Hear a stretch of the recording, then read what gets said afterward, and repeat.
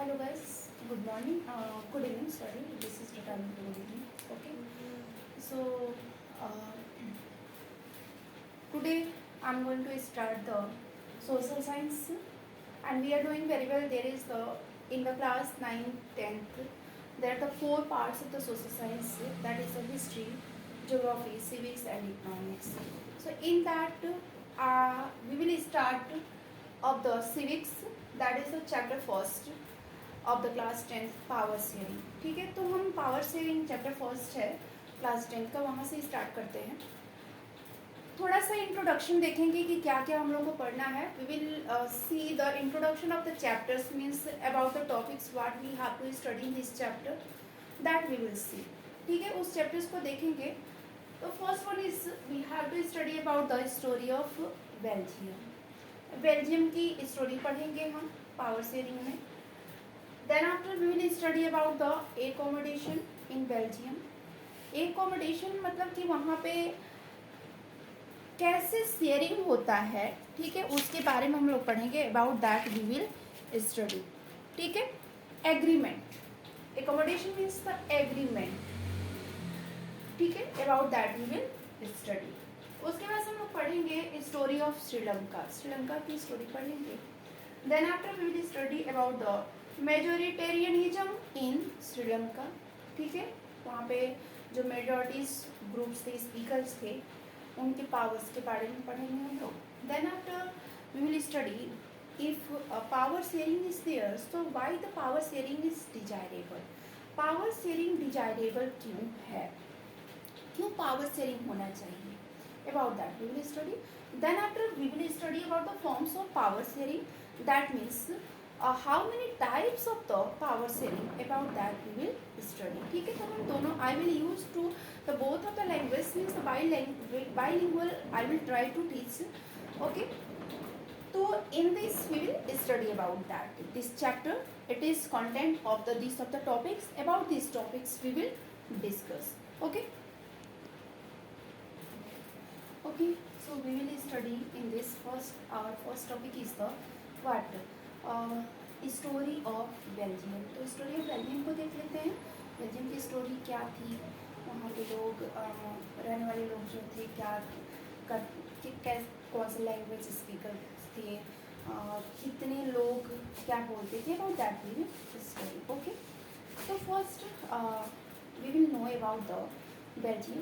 Belgium that is a small country and it is located in the, it is the country of the what, it is the country of the Europe. ठीक है, ये Europe continent we are knowing very well that. ऊपर के जो हम लोग देखते हैं मैप में कि इधर जो एशिया साइड में जो ये वाला पार्ट जो है, ठीक है ना, this is the Europe. In that continent it is located, इसी कंटिनेंट में ये लोकेटेड है. ठीक है, उसके बाद से हम लोग आते हैं कि यहाँ पे इसकी population that is approximately 1 crore. अगर हम बात करें अपने कंट्री की तो ये हरियाणा के हाफ पॉपुलेशन के इक्वल है.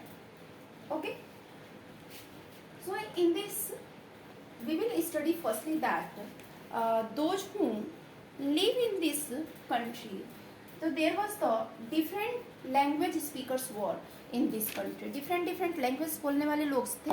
ठीक है, तो पहला हम बात करते हैं कि आउट ऑफ टोटल पॉपुलेशन, यानी कि पूरे पॉपुलेशन की बात करेंगे तो उसमें 59% people were live in the Flemish region. 59% people live in, ये क्या है, this is the ethnic composition. ये हम लोग बात कर रहे हैं, sorry I have forgot to write here the topic लिखना भूल गए. Ethnic composition, ethnic composition, ethnic composition. ये ethnic composition है कि वहाँ श्रीलंका पे क्या composition था, किस ग्रुप के लोग थे. तो टोटल पॉपुलेशन से 59% लोग जो थे वो they live, 59% people live in the where, live in Flemish region. Flemish region में रहने वाले लोग थे. अब ये ये बात आती है कि the people those who live in the Flemish region what languages they speak, वो कौन से लैंग्वेज बोलते थे, तो वो Dutch language they speak, region speaks what language, Dutch language.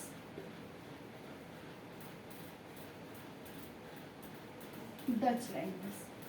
इसके अलावा 40% पीपल, 40% जो लोग थे वो वैलेनिया रीजन में रहते थे। 40% people live where, live in वैलेनिया,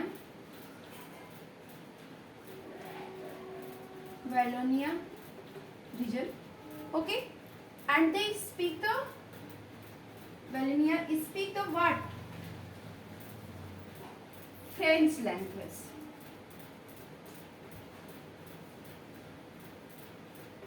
French language। अब 1% लोग बच के यहाँ पे, so 1% Belgians, 1% Belgians or the 1% peoples in the Belgium speak the German language, speak German, okay। So this is the ethnic composition of the communities, means different communities peoples, okay। Then after we will study, उसके बाद से हम लोग देखेंगे एक और इतनी composition था बेल्जियम में। बेल्जियम की कैपिटल जो ब्रुसेल्स थे, ब्रुसेल्स में भी कुछ डिफरेंसेस थे, लैंग्वेज गैप्स थे, लैंग्वेज स्पीकर्स जो थे वो अलग अलग रीजन्स में अलग अलग लैंग्वेजेस बोलते थे, ओके। तो we will study about the ethnic composition in the Belgium capitals, that is the Brussels, ठीक है। ब्रुसेल्स जो है बेल्जियम की कैपिटल है, उसके इतनी कंपोजिशन को हम लोग देखेंगे। यहाँ पे there was the 80% peoples were those who speak the which language, they speak the French language. In the Brussels 80% people speak the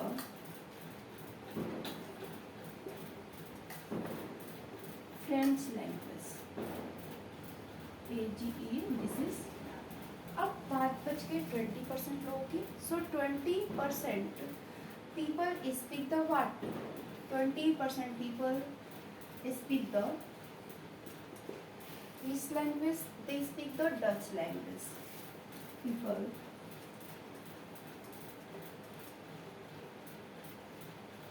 speak the Dutch language, AGE, okay। So this is the ethnic composition of the Belgium's capital, that is the Brussels, okay। Then after we will see, if we talk about the communities, means the regional disparities, regional language disparities की बात करेंगे अगर, तो वहाँ पे minorities किसकी थी, minorities French speakers की थी, ठीक है। तो फ्रेंच स्पीकर्स वर और द माइनॉरिटीज फ्रेंच स्पीकर्स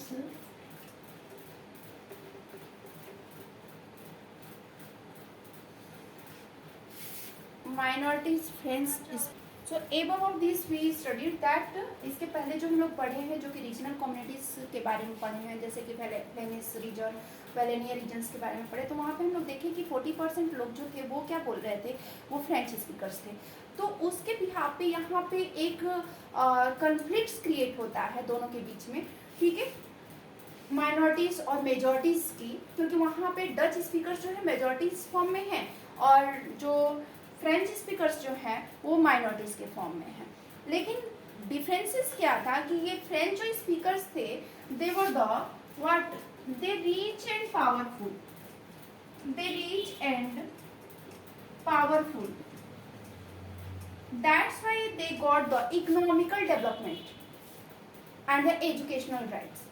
इसलिए उनको इकोनॉमिकल डेवलपमेंट भी उनका अच्छे से हो रहा था और उनको एजुकेशन राइट्स जो था वो भी उनको पहले मिला, वो भी उसका बेनिफिट उठा पा रहे थे, ठीक है। But this was the Dutch speakers groups were not benefited with that. जो डच स्पीकर्स थे वो उसके बेनिफिट्स को नहीं उठा पा रहे थे, ठीक है. That's why they were became the English. और ये आपस में एक कन्फ्लिक्ट का कॉज क्रिएट हो गया. आपस में दोनों ग्रुप्स के बीच में क्या हो गए, कन्फ्लिक्ट्स क्रिएट हो गए.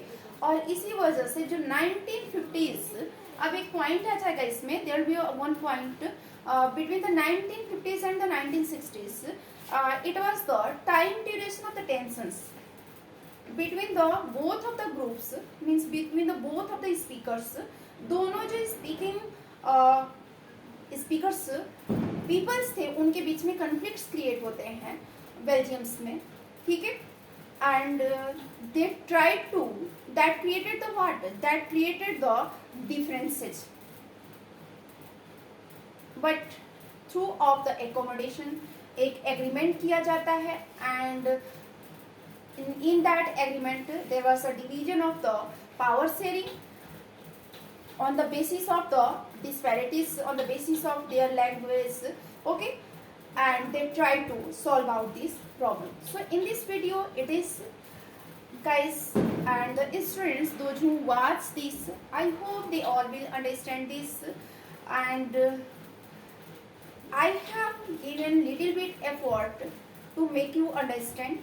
This is very valuable videos for me, so that's why I request you all to like, subscribe my channel and also share it. Thank you. Have a nice day.